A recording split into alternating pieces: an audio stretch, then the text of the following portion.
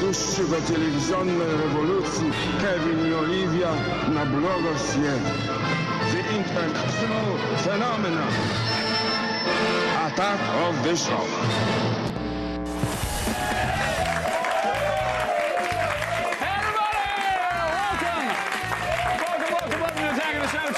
Source for all the stuff you care about. My name is Kevin Pereira. It's good to see you. Hey everyone, I'm Olivia Munn, and we are coming to you live from the G4 Studios in Los Angeles. Coming up, the web's torrid love affair with bacon continues. Now, we've seen bacon tats and bacon clothes, but now we have a bacon wrap. Yeah. It's a tasty and fattening around the net. You're gonna love it. Then, our Gadget Prawn Holiday Gift Guide continues with another product under $250. It's a Canon camera that captures your soul in 12.1 megapixels. Plus, we're bringing you the best in safe for work Asian cinema. Chris Gore and Jeff Wong have reviews of Cutie Honey and Blood, the Last Vampire in today's Asian program. And speaking of blood, Blair Butler and Jason Chambers give us the over-under on UFC 107 and MMA Chokehold and the big Florian versus Guida fights. Everyone wins except for the guy that gets punched to sleep because you don't win. You don't win from that. No. That's an after party you don't want to go to. Oh, dear Santa Claus. All we want for Christmas are videos.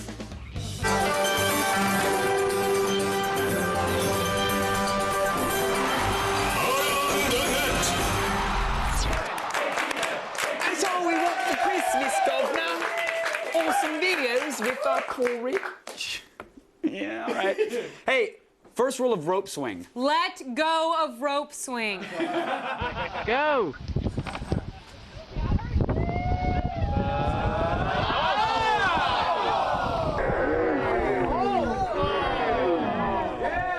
And sadly, the ship sank only minutes after the Fatberg struck the hull. Cue Celine Dion and roll credits.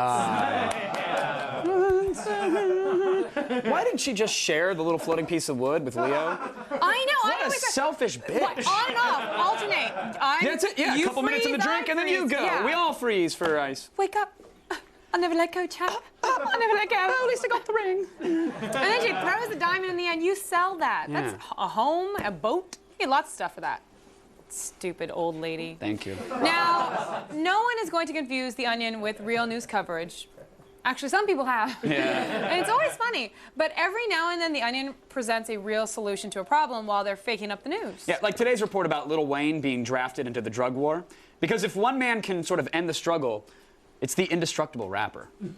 The DEA revealed it has achieved remarkable success with its latest initiative, sending rapper Lil Wayne to Mexico to use up all the drugs. Lil Wayne has already gotten 40 tons of marijuana, 27,000 kilos of cocaine, and 2,000 kilos of heroin off the streets and into his body. Mexican officials say they expect Lil Wayne to completely wipe out the nation's drug problem by the end of next month. Video field reports from Lil Wayne show he is continuing to take in huge amounts of drugs on an hourly basis. It did take off my mother ring and my Bentley, my Breitling, like Brett Bauer say, sparkling off the Breitling. This is the most widespread government use of a celebrity since the 2004 Republican National Convention, when Christina Aguilera was shot into crowds of protesters to disperse them. Love it. I hope when Lil Wayne wins the drug war that there's a victory parade. Oh, yeah. Big balloons filled with nitrous. A stripper march. Little Shriner ambulances for all the ODing. That'd be fun, right? Cute. We should send Matt Lauer. Today's number 3 item proves once and for all that you should never, ever, ever announce a bet on Facebook. The social media expert featured in this video announced that he would allow his friends to shoot his 60-inch TV if the Saints beat the Redskins in a recent football game. Yeah. So, of course, Saints won. Yeah, they and did. This guy actually invited That's called fate. Hi. Okay, and he invited his friends over some good old-fashioned, constitutionally protected gun shooting. Saints won! Who that? I can't believe y'all gonna do this to me. Who that said he gonna beat them Saints? They coming out the woodworks. Who that said they not gonna shoot that? 2, 3.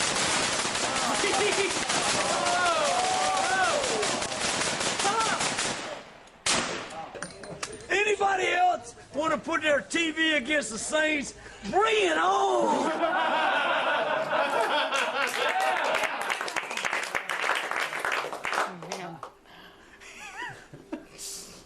America. I feel for that guy. It was a safe bet that New Orleans would get screwed by Washington. That's a wager that's paid off before. That is true. Yeah. I'm surprised Kanye wasn't there to be like, Saints fans don't care about Sonys. That was wrong, man. I don't care what bet you made. You don't shoot up a Sony TV. Oh. Everybody knows that. Right. Now, today's number 2 item is a heartfelt tribute to something I think we can really all get behind. Bacon. Yeah.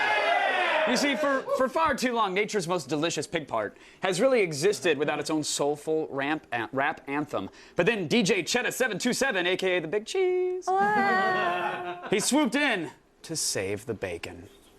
Just woke up and want some breakfast. Got that toast and grape jelly. Got my plate and I am ready. Got me yelling, give me that bacon. Give that chicken, I want that pork. A butter knife and a fork. Thanksgiving evening, roast that ham. Spray that pan with some Pam. Got 4 slices, look like Spam. Took one taste, I was like, damn. Bacon kills, you're mistaken. What type of drugs are you taking? Don't keep it from me, cause I'll be yelling out, I want bacon!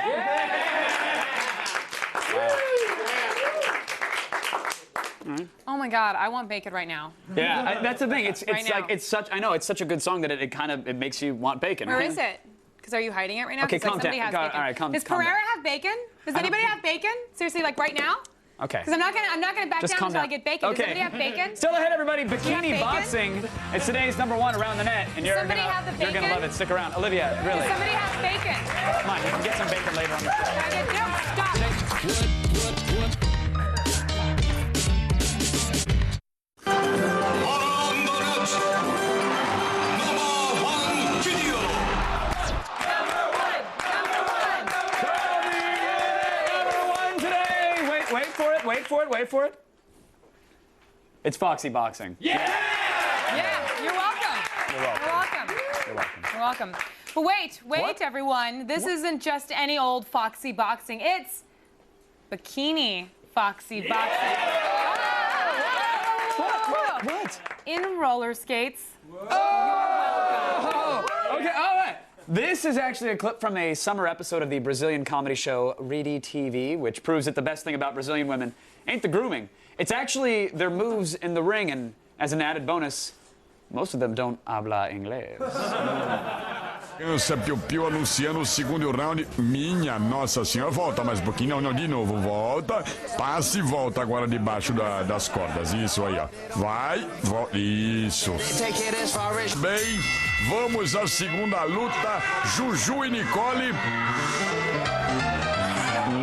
Esse combate aí tá meio pra camaradagem. Elas não estão se batendo. Opa, peraí. Olha só esse combate. Porra, segura. Eu quero ver o boxe. Fática, porra. Olha aí, ó. A drenagem linfática. Mas essa... Ladies and gentlemen, welcome to the first semi-annual attack of the show's skateboxing tournament. Tonight's match pits the half-Asian sensation Olivia Munn against the Portuguese pugilist Kevin Pereira.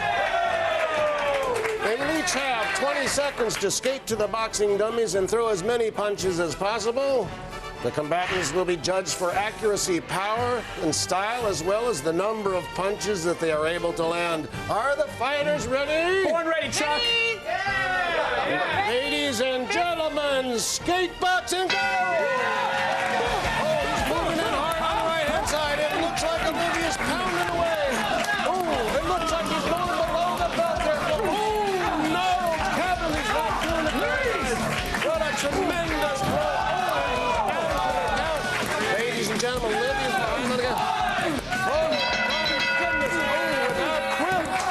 Oh, boy. Well, ladies, it looks like a very... Holy mackerel, it looks like a very close match. I think we'll have to go to the referee for a final decision on this one. Oh, okay. Thought I did good. Who's Oh. To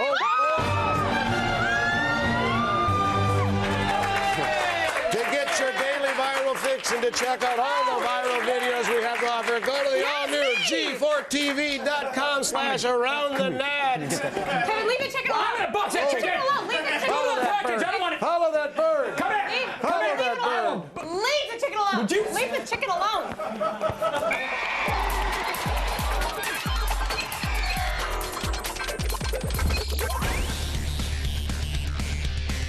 Get ready for a 21st century upgrade. Nearest Tube, the first augmented reality application on the iPhone, took us one step closer to being cyborgs by superimposing real-time graphics and subway information over live video. And thanks to a handful of new apps for smartphones like the iPhone 3GS and the Droid, augmented reality is now more than just a novelty.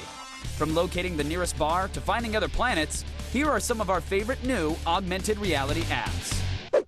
First, find your place in the universe with Pocket Universe. It uses the iPhone's built-in compass and GPS to locate your position and matches the sky with your camera's viewpoint as you turn. Just hold your phone up to the night sky to identify individual stars and all the major constellations. You can also pull up a list of upcoming meteor showers and which planets are visible. Do you want to find Gemini? Well, use the app's Show Me feature to guide you to what you're looking for. There's even a time machine option that shows you what the sky will look like at night. You don't have to be an astronomy geek to be a stargazer, so pick it up for just $3 in the App Store. Let's say you'd rather locate your friends instead of stars. Twitter 360 shows you where they are based on their last tweet. First, enable geotagging on your Twitter account and fire up Twitter 360. It functions a lot like other Twitter apps, allowing you to post new updates and read your Twitter feed. But when you turn on the augmented reality view, you'll see arrows pointing in the direction of all your closest friends, along with their distance from you. For a global perspective, tap the map button to see all the people you follow on an integrated Google Map. Stalking your friends like a robot assassin has never been so easy. Download Twitter 360 for 99 cents in the iTunes App Store. But for the ultimate augmented reality experience, look no further than Google Goggles for Android phones. This is the Swiss Army knife of augmented reality apps. It sports a powerful image recognition system that instantly identifies things like books, business cards, logos, landmarks, and famous paintings. Just hold your camera in front of the object and take a picture. Google Goggles scans it and presents you with a list of links for more info, or it will capture the text so that you can save it to your phone. Goggles also works like a traditional augmented reality app, using the Droid's GPS and digital compass to overlay location information on your camera view. Along the bottom of your screen, you'll see links to points of interest, local businesses, and restaurants. Tap to pull up Google search results, reviews, and website links. For now, Goggles is as close to becoming a Google-based cyborg as you're gonna get, so download it for free from the Android App Store. You don't need an eye implant for cyborg vision. Just grab the nearest smartphone and load up these great apps. You know, with this Google Goggles thing, it's like they're not even trying to hide the fact that they're Skynet anymore. So just, you've been warned. Olivia. Hey there, everybody. Well, Santa can't be everywhere. That's why you need our holiday gift guide.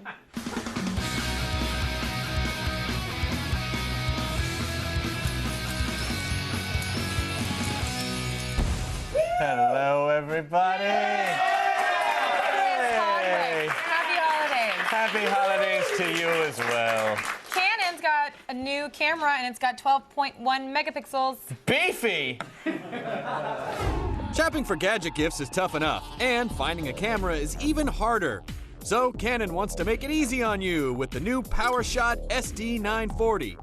Sporting 12.1 megapixels and an improved smart auto mode, pictures look stellar anytime, anywhere. In addition, the optical image stabilization and 720p video make this a sure bet under the tree at $250.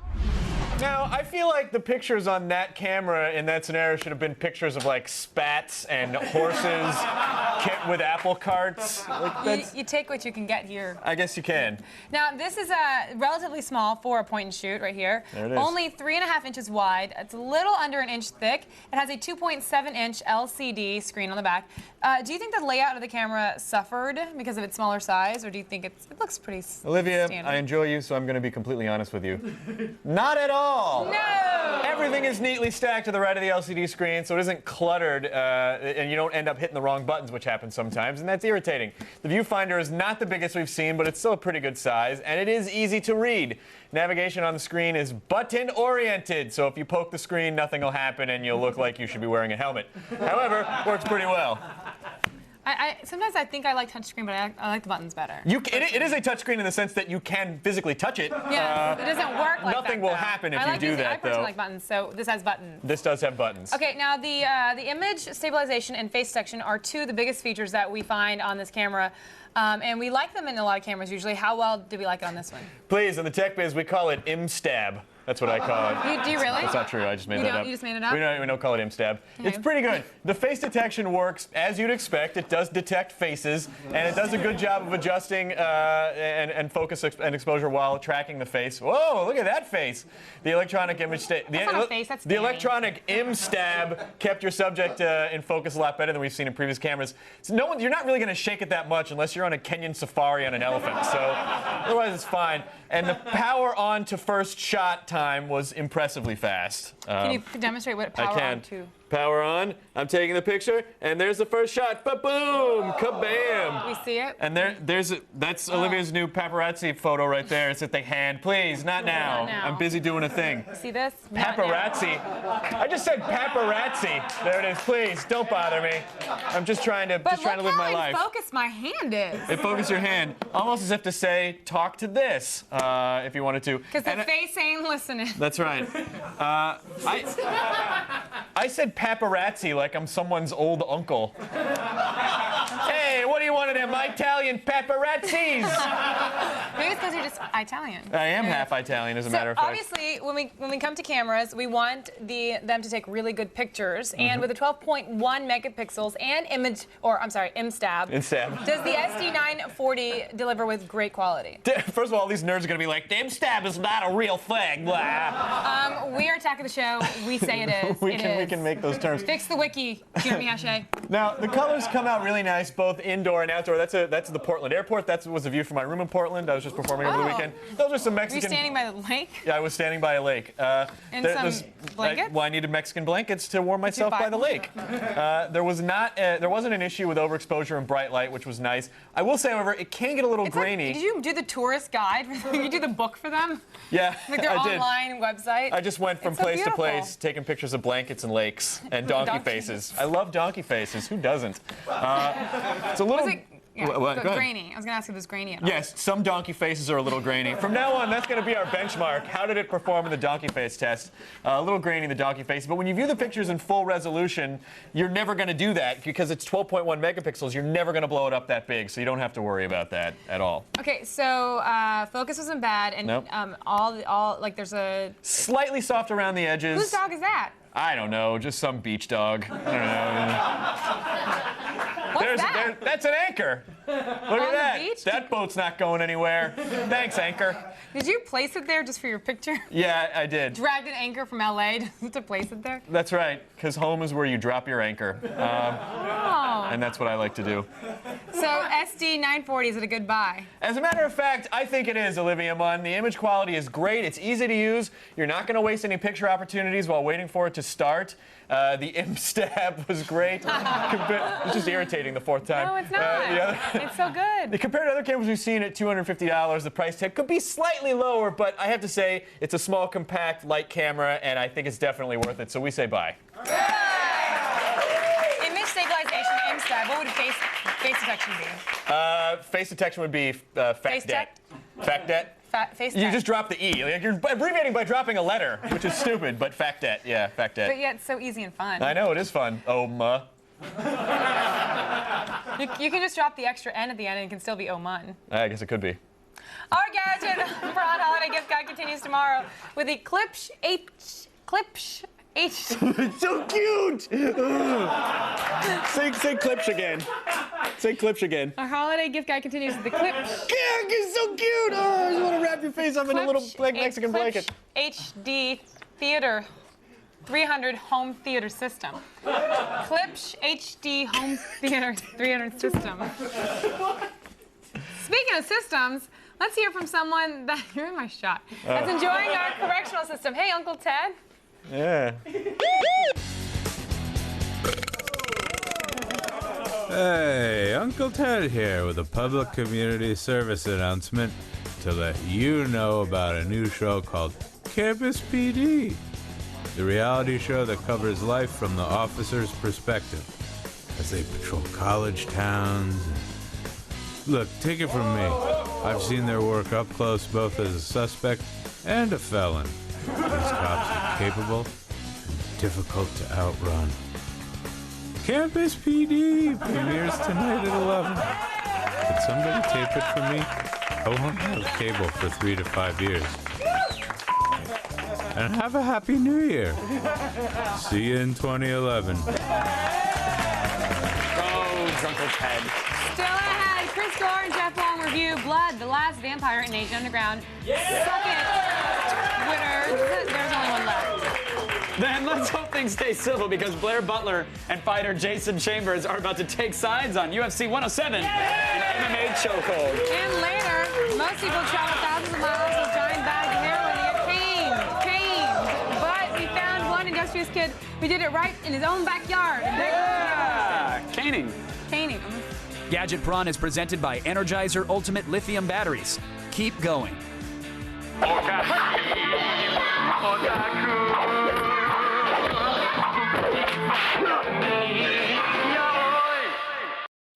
When college life gets out of control, these are the cops who try to keep a lid on the chaos. A lot of calls are alcohol related because students do tend to drink. A groundbreaking new series. You gotta realize these are kids. I mean, at any minute, something can break out.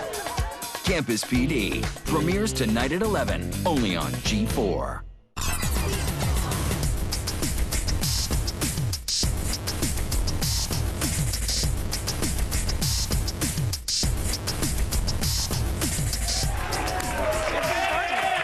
Everybody, we are live. And we have information. Should we start the feed?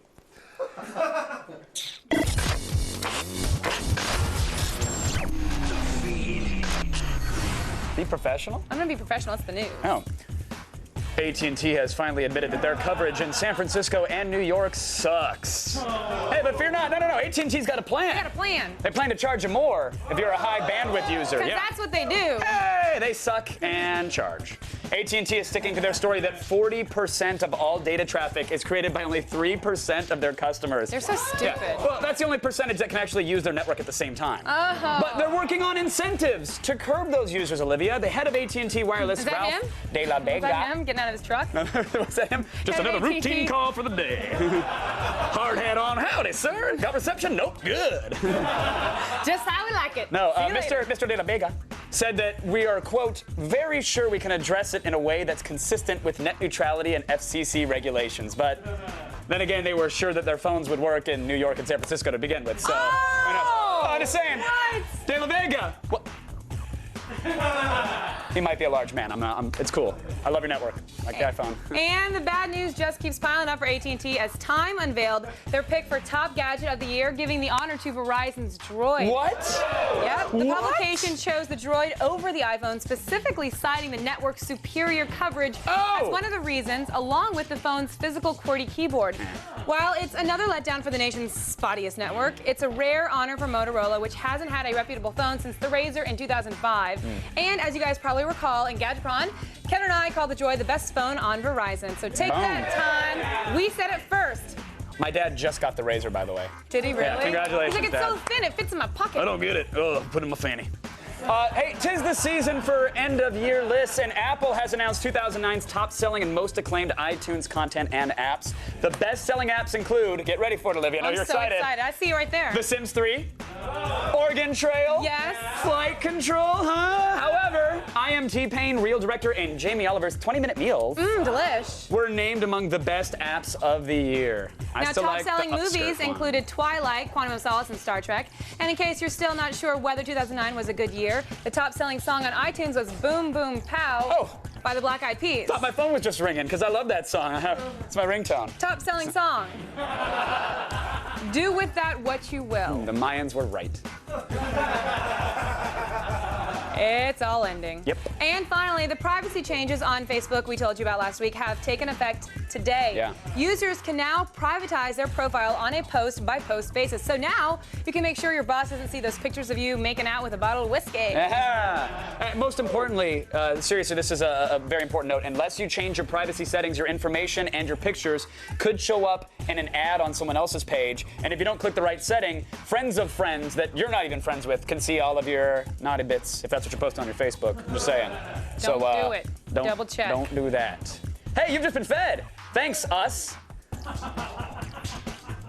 The Asian Underground is a dark and dirty place full of unimaginable horrors and unspeakable crimes. I think we're saying underground in a more like, figurative sense. We're not actually talking about the underground. Okay, well, still, it's nasty. Okay.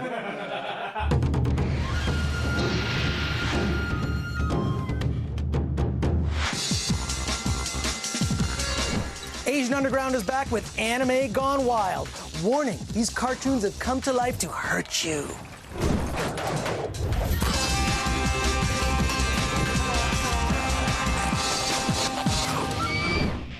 I'm back at Spin Fusion with my associate, Asian cinema expert Jeff Wong, and today we're looking at all films that started as anime and have been turned into live-action movies. What's up first? The first movie we have is a new release called Blood the Last Vampire. It's a remake of an anime that came out in about 2000, and it follows the exploits of this immortal hunter teenage girl vampire killer named Saya. Now, how does this compare to the original anime?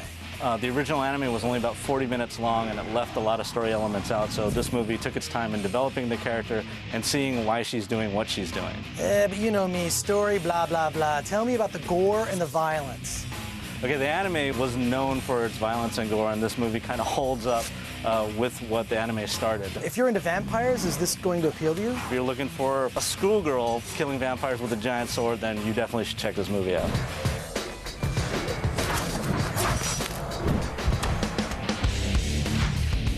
Now, supposedly the Japanese are a highly repressed society, but I think Kitaro is proof that there's some drug experimentation going on. Yeah, Kitaro is based on an anime that's been around since the 60s called Gegege no Kitaro, and it actually focuses on Japanese folklore about their spirit demons.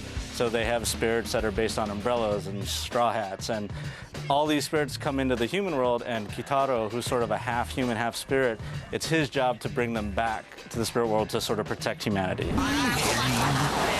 There's a mix of CG effects, practical effects, bizarre makeup.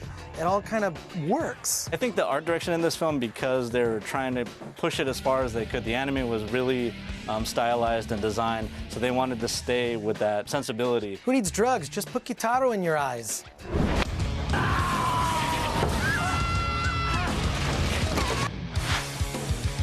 So anime has a tendency to go off the deep end, which is exactly where I like to tread. Yeah, and this film does it really well. It's called Cutie Honey. It's actually a remake of an anime manga series that was started in the 1960s. Sort of a campy superhero type movie where the main star has the ability to transform into a bunch of different disguises. In this particular film, she's fighting against the evil Panther Claw and his organization to avenge the death of her father. It's sort of a sexy, more violent Power Rangers. Is that a good description? It was done by the animation studio Gainax, and it was actually founded by a bunch of anime fans. They wanted to maintain as close to an anime as they could possible, so there's a lot of stylistic choices they made. The acting is super over the top. Everything about the art direction and the design is all anime. So it's safe to say that Cutie Honey is probably the most accurate adaptation of an anime ever. Yeah, but it's also just a lot of fun to watch in general. Ridiculous. These are trippy just as cartoons, let alone live action. Thanks a lot, Jeff. This is the good stuff, the kind you can only find on Asian Underground.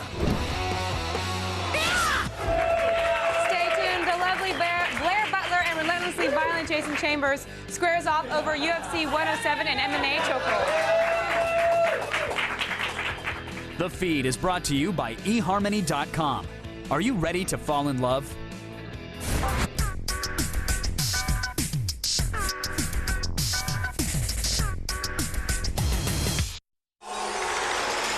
Ninja Warrior is finally coming to America.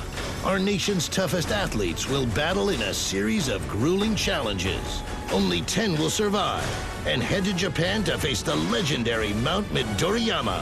Who will be the first American Ninja Warrior?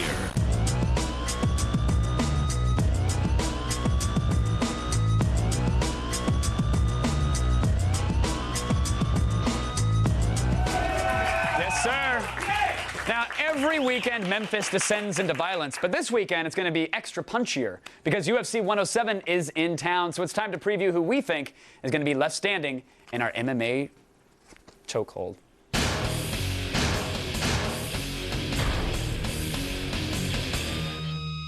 Some people throw the 1 and the 2. I throw them both. I do the 3. Very Get solid, them both out there. solid You never know what's stand-up, gonna Kevin. Hey, yeah. everybody, Blair Butler and Jason Chambers are here.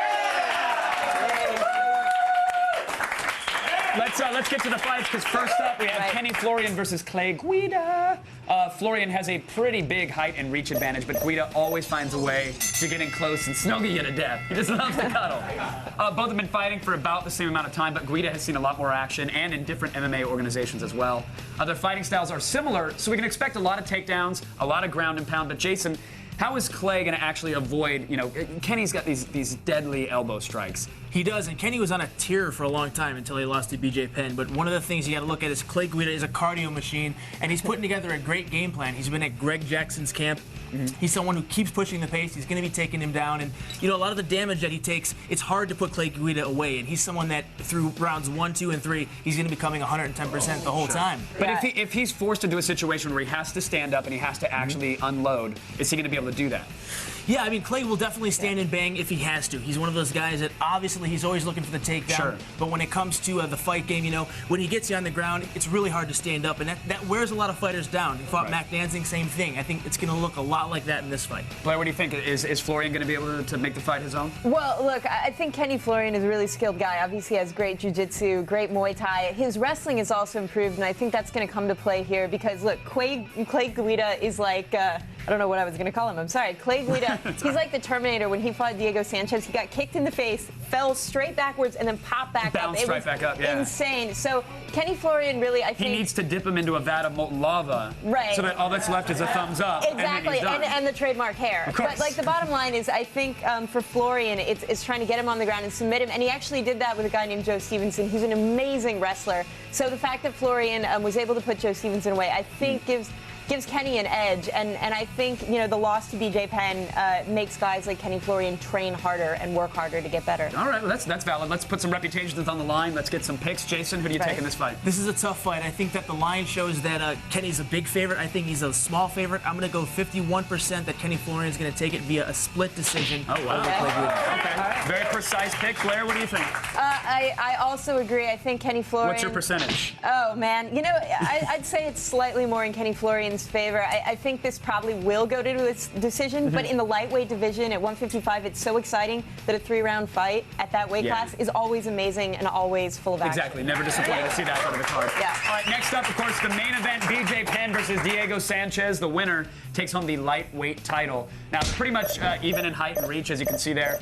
Even though Diego has more fights under his belt, BJ Penn's record reads like a who's who of MMA. I mean, this guy's fought Machida, Pulver, Hughes, GSP, successfully defended his lightweight title twice.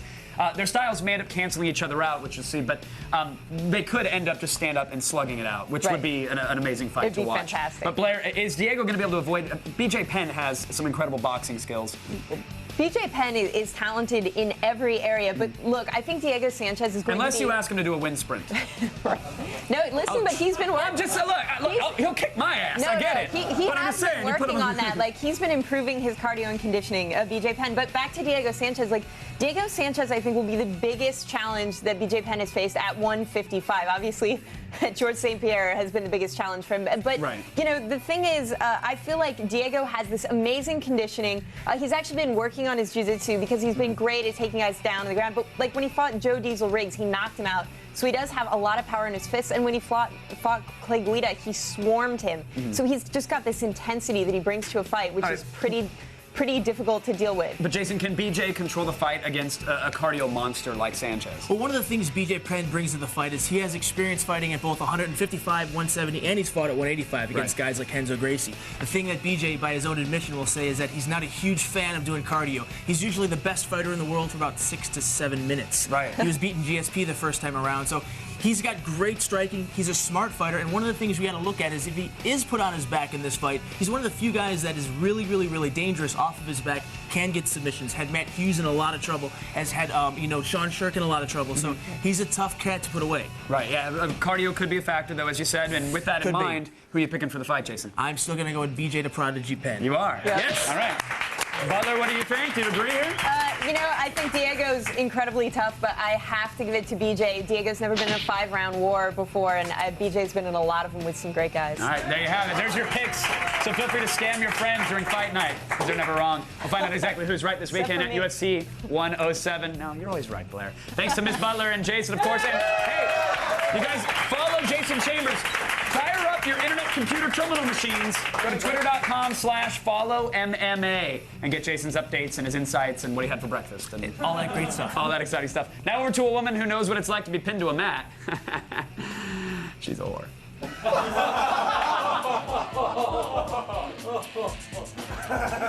That's rude. Still ahead, people. It's accurate, but rude. Rude. And whores get paid. I don't ask for money. So, people hurt themselves for our amusement. It's break moments in de-evolution. But right now, here is a first look at the brand new Sorcerer's Apprentice trailer.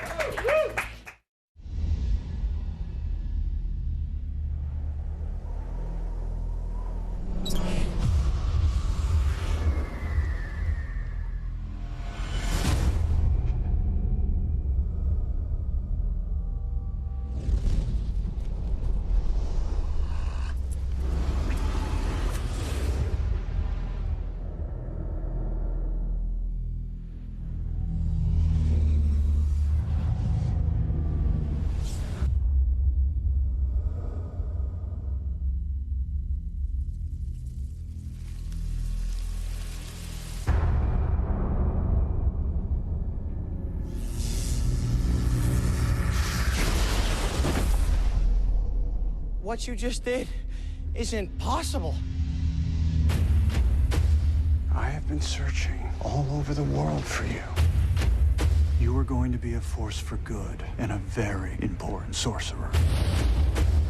But for now, you're my apprentice. I'm a what?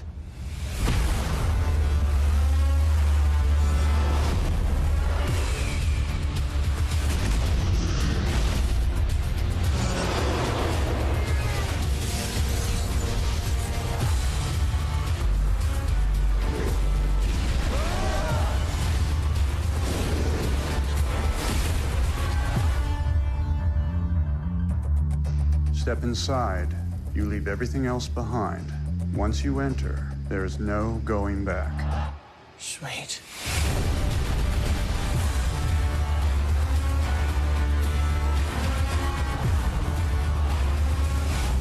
Let's go. There's more to learn.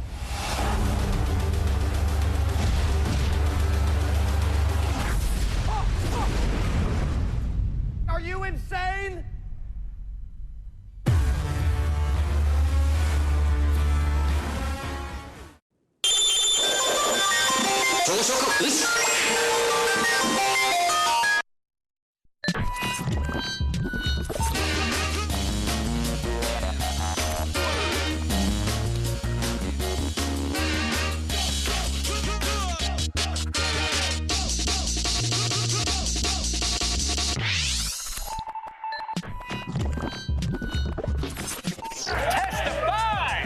Coming up tomorrow on an all-new AOTS, Michael Clark Duncan will be in studio to talk about the new Broken Lizard movie, The Slammin' Salmon. Plus, our Gadget Prawn holiday gift guide continues with a compact 5.1 home theater system. And Allison Hayslip visits the set of American Ninja Challenge to test her ninja skills. See it tomorrow.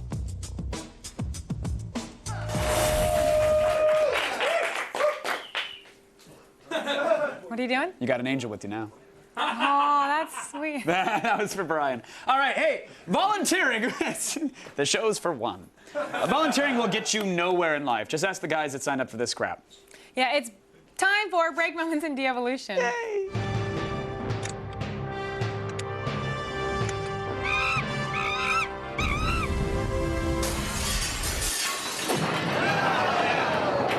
Danny friggin' Glover! Anybody know Angels in the Outfield? That movie? Danny Glover. It's no Rookie of the Year, but it's good.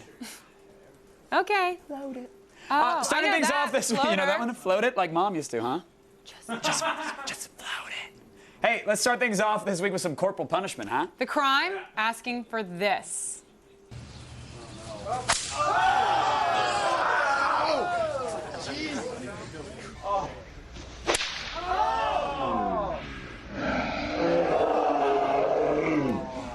Look, it's bleeding. Is it bleeding? It's fine. Like normally you can track, like there is a couple millisecond delay as your body says, oh, pain, and it makes your way to the brain. But when you're that slow in general, that delays a little bit longer to go, oh, out and alone. There we go. This week's rating system, though, is tuna Sundays because, hey, nothing beats albacore a la mode, am I right? Mm-hmm. Delicious. Mm-hmm. How am I giving this guy? I'm just gonna go with, I'm hoping that there's something better, something. Start off 2 out low? of 5. It's still really good. I agree. You know, it was only one lash. It was only the one lash, so there you go. And, you know. All right, well, how about, you know, look, we all know that glass can shatter and produce sharp, rigid edges, right? Yeah, You can do that. And that's why it's perfectly safe to hit your friends over the head with it. Oh wait, that's not true.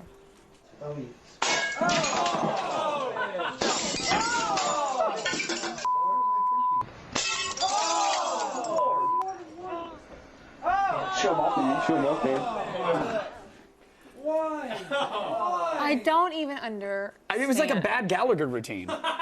You kept going, can we do the watermelon now, please? Let's do the, Can we do the watermelon? No. We only have one watermelon. We got all this glass. How many tuna Sundays we giving this guy? How many tuna Sundays? Well, more than one hit. Same guy. And blood. 5 out of 5. Right? Yeah, I give it that. Okay. That's Appreciate that. Guess who wins again? De-Evolution? Yep. Hey, Idiocracy, here we come. I love that movie.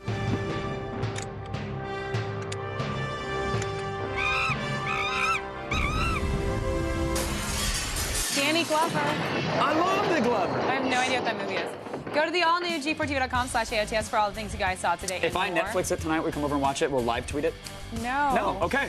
Thanhanks to Chris Hardwick, Blair Butler, and Jason Chambers for coming on the show. And everyone, make sure to catch me on Last Call with Carson Daly tonight, 1:35 a.m. on NBC. Carson and I are at a restaurant. I don't know if they kept it in. What do you we went to do? a restaurant What and then happened? the phone rings and we answer and we tell them they're out of business. We ruined the business for the restaurant. I'm pretty sure. Can you say the restaurant on TV? I don't even remember really. It was just a whirlwind with Carson. I love Carson. Carson and I both hate Twilight. How about that? While you're talking to him, like, will a little girl pop up in a box in the corner of the screen and like scream that she loves J-Lo and then? No, he's not on TRL. He does. I just missed that. I wish they'd bring that back. We can do that. What do you guys chat about? Life and everything. Pick one thing from everything. You just spit on me. Did I? It's right there. That's disgusting. Well, then it wasn't on you. It was on the podium, liar. That's good. Ew, don't! Wait, it's not acid. I don't like. I know, it's your spit. It's gross. Oh, okay. Hey, stick around, everybody. New episode of Human Wrecking Ball starts right now. Look at me, concentrating. Knees. Oh my God, look at you. Muay Thai knees.